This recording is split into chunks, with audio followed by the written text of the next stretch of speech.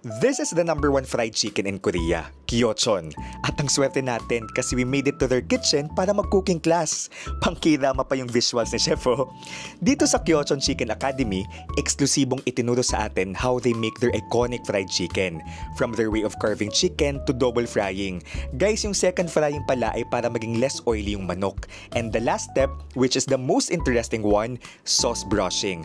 Alam nyo ba na sa Kyochon, ang sauce ay binabrush sa manok? Di siya dinidip or pinapatakan lang ng sauce as in brush. And this makes the Kyochon chicken tastier and special. After the cooking class, our favorite part, minukbang na namin yung fried chicken na may kasamang beer. Ang sarap, perfect combination.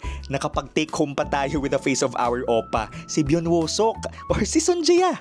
The Kyochon Chicken Academy is in Osan City in Gyeonggi Province. Happy to share that you can experience this as well. If you're in Seoul, you can book the cooking class on Klook.